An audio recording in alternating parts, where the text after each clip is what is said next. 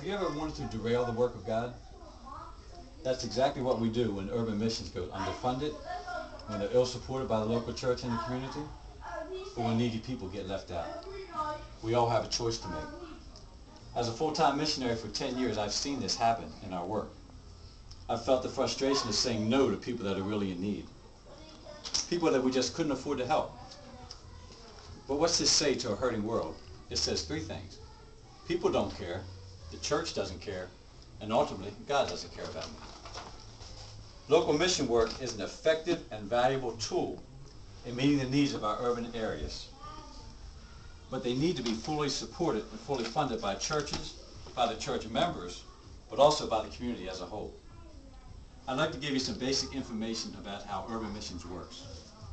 It's the work of urban missions that meets vital needs of the society. It's the work of urban missions that needs the funds to accomplish the task and to meet those needs. It's the work of urban missions that needs to be funded by the church and by those in society as well. Urban missions meets vital needs of society historically. Encyclopedia Britannica, in an article entitled City Missions, says that Christian religious organizations were established from back in the 1700s. They provided spiritual, physical, and social assistance to society. They reached the needs of the poor and the needy. There were the Glasgow City Missions in 1826, the London City Missions in 1835, of course the Salvation Army in 1865, which you're all familiar with, and the New York Mission and Tract Society in 1830. The EFCA, Evangelical Free Church of America, current work throughout the country and the world. On their website, they list the needs they meet in Louisiana, in Texas, and throughout the world. They offer no fees to the clients. They reflect the compassion of God's work from God's people. They provide for basic needs of life, housing, clothing, food, and shelter.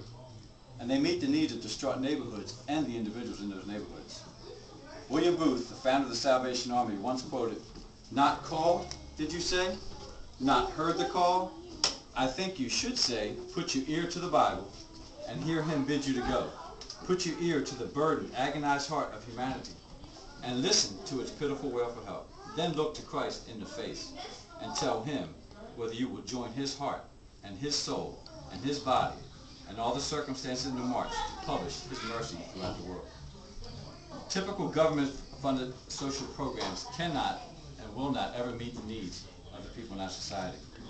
Missionaries have a heart to care, not a job to do.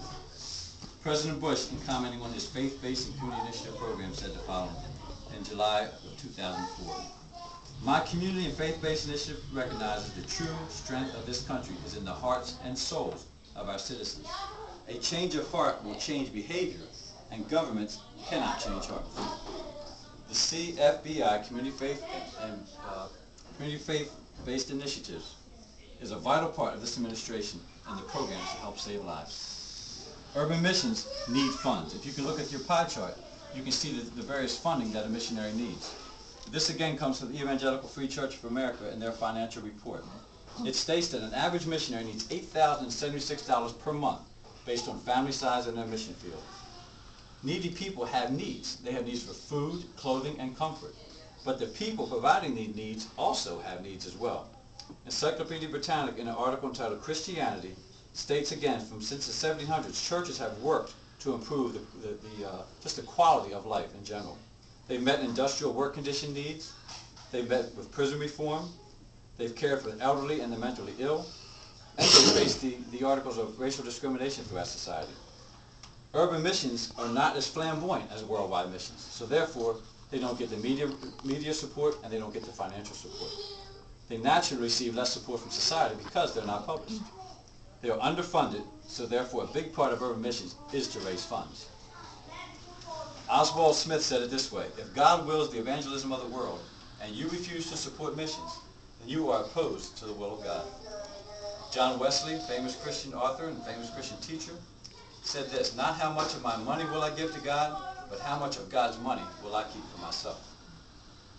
Urban missions must be funded by the church and also society. Catholic News Services on May 19, 2008 said that it's the Christian's obligation to share Christ's love. The primary means is engaging in or supporting local mission work.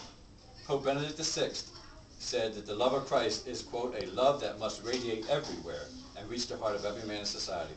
Old Testament and New Testament teachings all tell us that our sharing with the poor is an obligation. The government is to protect, but the church is to provide. So in conclusion, we know that urban missions definitely meets the needs of the neglected society.